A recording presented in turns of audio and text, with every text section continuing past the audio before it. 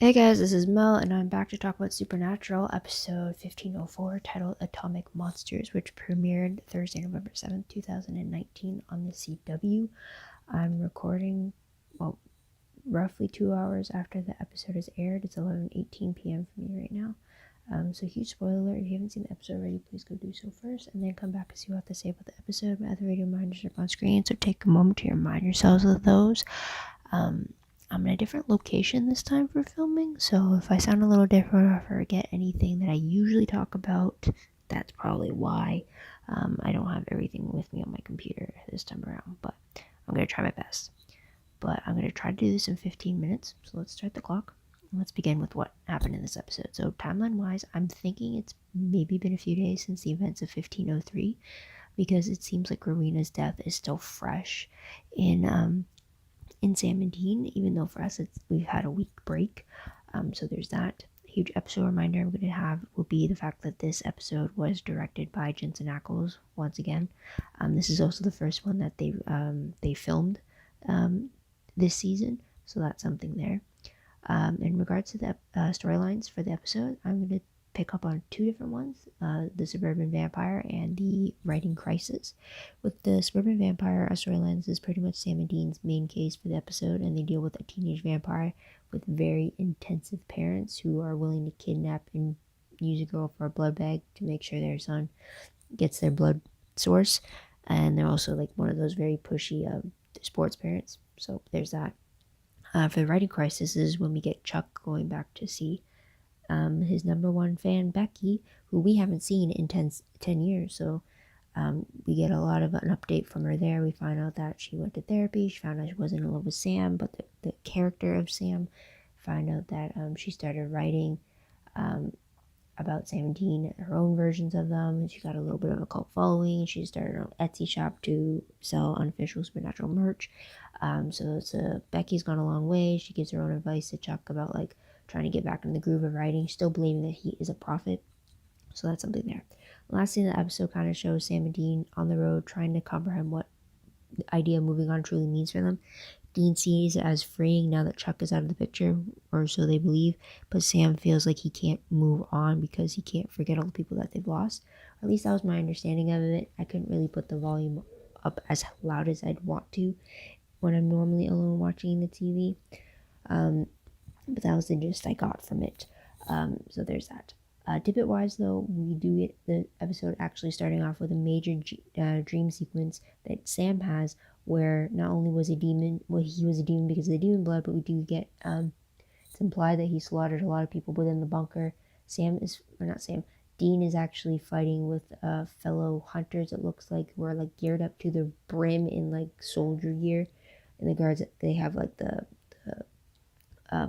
looks like bulletproof vests, gun straps, weapon straps, and everything. Kind of like they're like the Desert Storm type of a setup initially. At least that's what I think of with the way that they were geared up. And then they were fighting off some demons from the looks of it. They're definitely being killed off with gunshots. That didn't look like the cult, so it was a lot of things happening there.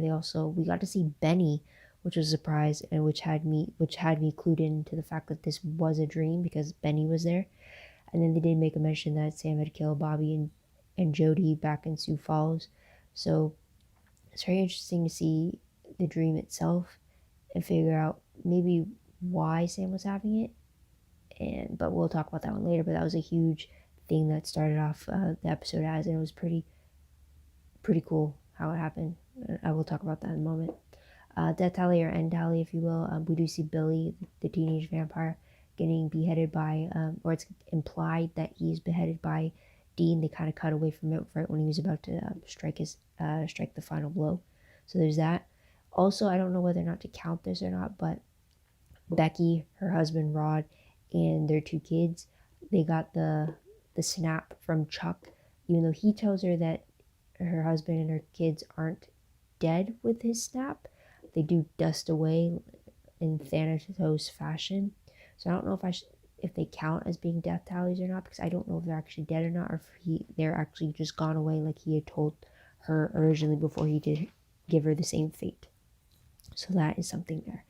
Moving on to most shocking moment of the episode, I will have to say it's Sam's dream.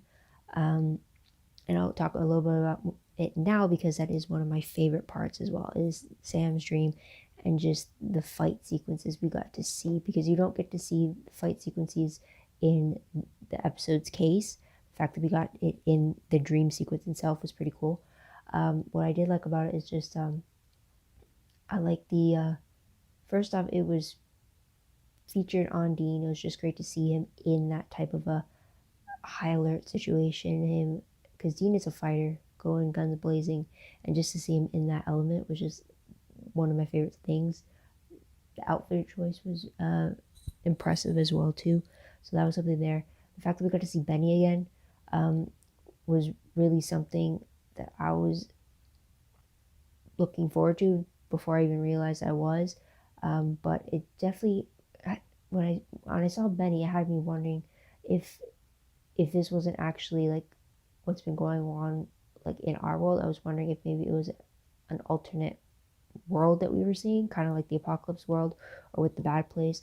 Maybe we were seeing a different Dean and he was just about to lose his version of Benny, and then maybe they're talking about like this version of Sam is the one that got addicted to demon blood and became a demon and killed all their friends and stuff like that. So I thought maybe it might be another world, but then to have Sam actually wake up from this dream, it has me questioning whether or not it's like his worst nightmare type of a situation that's going on, or maybe it's because of his wound connecting him to God is maybe allowing him to see other worlds, kind of like with Cisco on The Flash. When he had his vibe powers, he was able to see the frequencies and the events of other worlds when he looked into it.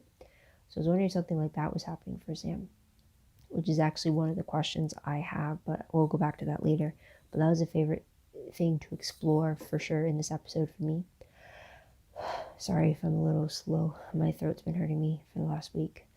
And it's kind of straining now. But anyways, my second favorite thing for the episode was just Becky's advice, specifically with the writing, because as you know, I'm trying to make it as a writer. I'm in film school to become a screenwriter.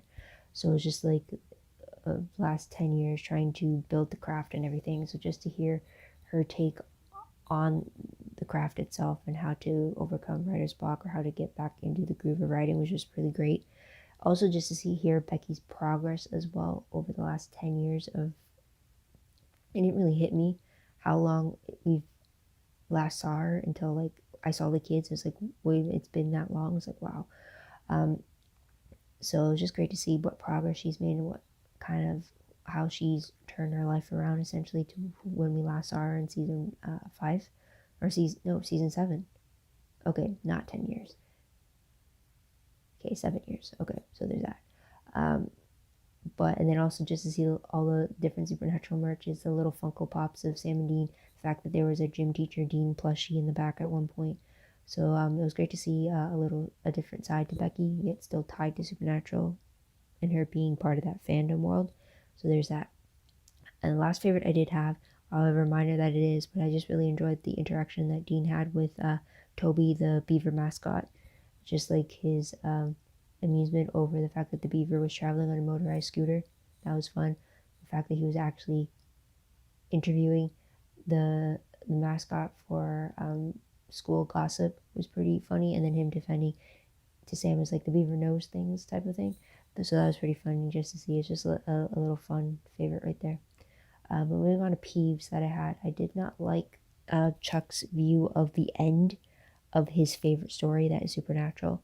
I'm very worried that we might actually see that come to fruition in regards to the actual series finale of this show, and the fact that he wanted to see, pretty much he described the last cover of his book to be a tombstone with the name Winchester on it, and it was just like, and then Becky was even commenting the fact like, how could you end this for Sam or Dean, like how could you treat them like this? And Chuck was more amused or amazed, or like that's the reaction he wanted to go over Becky, the fact that he wanted to put her in a turmoil over her favorite characters and the fates of them, which makes it even more heartbreaking because like now that she knows that they're actually real people, was just like, yeah, it's just like, it was a peeve. It's like in the episode at one point when he was telling Becky and stuff, and up to his first draft, he seemed like, okay, maybe he's just misunderstood, maybe he is truly lost, maybe he's trying to find his way back to how things were. But then when he was writing that rewrite, and then it got very darker very quickly, it's just like, no, Chuck is still evil. Chuck, he was on his path of trying to be good, and then he just went down the dark hole again. So that was a peeve there, because I really hope we don't see that dark ending for Supernatural. But knowing the show, I don't know where they're going to go. So there's that. And then another peeve I had was just the fact that it was a great commentary on society on some degree, but like the fact that when Sam was questioning the principal, and then you had Billy's parents interrupting and asking, why is the football game being canceled? It was being canceled for the students' memorial, and they're like, well, can't you do that during halftime? And kind of like pushing for the game to keep on going, being very insensitive to the fact that a student was killed and that the memorial is in memory of her. So it was just like that insensitivity right there. I was like, and then Sam even commented on it too, and I was just like, wow, to be so absorbed in your own life and to not just take a moment to just acknowledge the fact that something tragic has happened. And it's just like, wow. And then also find out that these are also the same people that were capable of just like kidnapping an innocent girl just to allow for their son to live off of her blood. And it's just like, wow. I mean, you could have donated your own blood to your son. I mean, instead of bringing someone else into it that wasn't connected, like, so just like his pill, on some level it was a social commentary of just like, to the extent of what parents will do for their kids, even if it really crosses the lines of right and wrong. But then it's also commentary on the fact that sometimes society can be very insensitive to the tragedies of the world, and it just like, it just goes over their heads. So it's just like, it was weirdly done to comment on so many different things, but it's still a peeve of mine, because it's just like, wow, just having that stark reminder. But anyways, let's move on to random questions very quickly. First question was involving Sam's dream, and it was, is Sam's dream a recurring one that he's had since killing Rowena, or since he first shot God and inflicted the same wound on himself? Or is it possible that the dreams are actually connected to Chuck, and it's allowing for Sam to see into possible other worlds? Or is this dream just a fear-based dream that Sam has of turning evil? And is it something he's always had for a very long time? This type of dream, and we're just seeing it now come to fruition on screen. So there's that. And my last question was, how did Billy become a vampire? I don't know if they actually explained it on the show. Again, I'm in a different viewing area, so my volume wasn't as loud as I would have liked it. But did they explain how he became a vampire? Or like how his parents found out? Or I think I heard that he told them after things happened, but I don't recall if he mentioned specifically how he became one. So that's something there. But otherwise, let's move on to predictions very quickly. Based off the promo for the next episode of 1505, it looks like we're going to see some old aliases from episode 102 returning. We're going to get some little nostalgia there when we get to see the baby photos, or season 1 photos of our agents Ford and Hamill. Call back to Star Wars and everything with Mark Hamill and Harrison Ford, with playing Luke Skywalker and Han Solo. The kind of basic image of it all for us and the Supernatural family. So there's that, but we do find the case being set in the woods, more like a wildlife case we're going to see. But the synopsis does read for the episode that Sam and Dean's routine case turns out to be anything but. Again, one of the things I love about the Supernatural synopses is that they don't give anything away. They like keep it to the bare minimum, and you're still like, that could describe any episode that they do. So that's going to be something there. But otherwise, guys, I don't really have any other predictions. Hopefully we don't get any other synopses until the mid-season finale, the mid-season finale that should happen before it breaks off into the winter hiatus. So we'll have to see about that. But otherwise, guys, let me know in the comments down below what you thought about the episode, or what you think your predictions will be for the final season. Also, don't forget to like this video, subscribe to my channel, and check out my other videos if you haven't done so already. If you want, check out my Tumblr page, link for that is down below. I read blog, promos, web clips, quotes, shifts, synopses, news, all the good fun stuff, all found in one place. Go check that out. I am behind because of school, but I hope to get right into it soon. But yeah, keep that in mind. WordPress account link for that is down below. Anything I post online is connected to WordPress, a little more organized, a little more detailed, but still work in progress once again. And yeah, also live journal entry link is down below. I try to do a detailed or jot note a recap of the episode as I watch it for the first time, and then post it here to kind of keep things in order for me. If it helps you, glad to hear it. But if you need to check it out over there. I do. They are posted, but they're made private until I'm able to format them properly and truly flesh them out a little more with detail. So just be patient and then I'll look out for that. But otherwise, guys, that is pretty much it. So thank you so much for tuning in. Thank you so much for your patience. I hope you come back next week to see what they say about the next episode. But until then, this is Mel. Wish you all a great day, great week wherever you are. And there's the timer, so I gotta go. Bye for now.